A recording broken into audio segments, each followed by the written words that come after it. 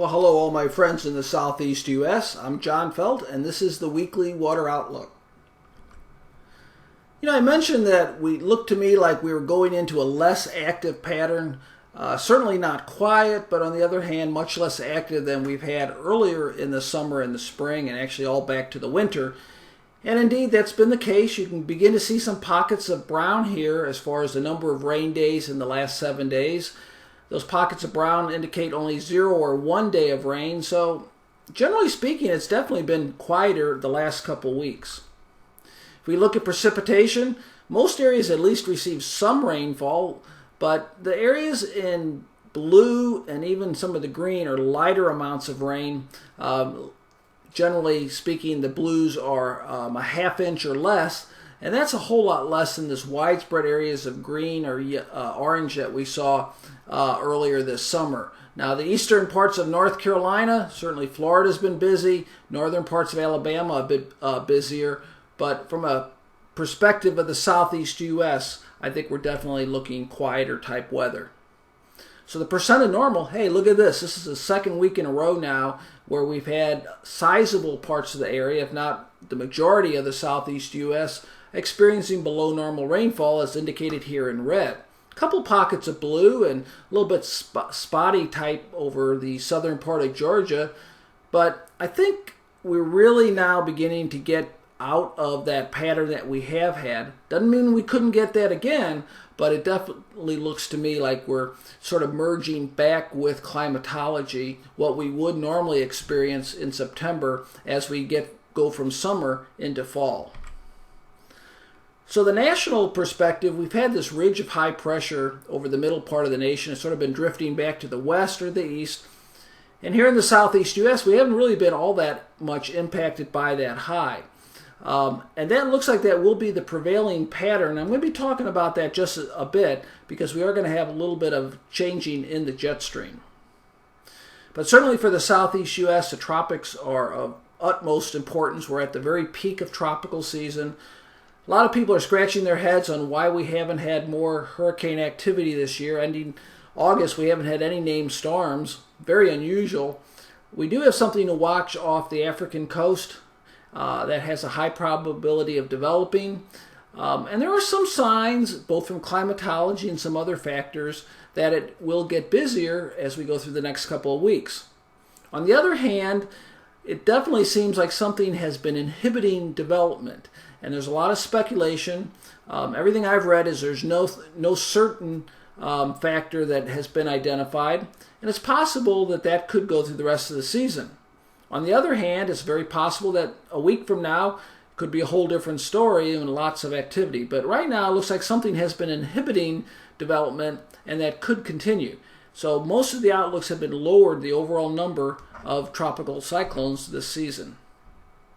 Now, right now, that area of high pressure over the middle part of the nation has been sort of blocking systems over the North Gulf. And then we have an area of high pressure well off into the Atlantic. And most likely, at least in the short term, with that trough of low pressure here, it looks like the recurvature looks highly likely as it rotates around this high and is picked up into this trough. Now, as we get into the middle part of September, this high is going to break down a bit. And I think that's going to give the opportunity for a better probability for any tropical system that would develop to perhaps make a Gulf entry or off the east coast. Right now it's been blocked, but it does look like there's a greater possibility heading into the middle part of the month. Now, of course, parts of the nation could use rain, including the Midwest and South. Other parts of the nation are vulnerable to flooding, including our area in the southeast U.S. Now, I mentioned that area of high pressure, and you can see the above normal temperatures here in the orange over the upper Midwest. Over the southeast U.S., normal temperatures this August period, late into August, and that's due to the clouds and the rain that we've had. The very cloudy and rainy weather has been really keeping temperatures in check. So here's the forecast. It looks a bit complicated. I have that first jet stream early this week in blue, a ridge of high pressure. That's your traditional pattern that we have had. Middle week, we have that dip in the jet stream. You can see that in green, and that has also been occurring this week. It'll bring some cooler temperatures over the northeast U.S., mid-Atlantic, north-central U.S., And then I think after that we're getting into a pattern in yellow here, or orange, where it lifts to the north, and that looks to me like your typical late summer, early fall outlook. Warm, dry, quiet, with the exception of a tropical system. So it looks like we are merging into climatology for large parts of the country. So the next 7 days looks pretty similar to what we have seen the last 2 weeks. There will be some rain over the southeast U.S. I think it'll be more scattered. I don't think it'll be excessive, and I think it'll be reducing the overall vulnerability for flooding should a system come in. I still think we're vulnerable, but we're not as vulnerable as we were the last couple of weeks. Now the outlook, I took a quick look at the outlook for the rest of September.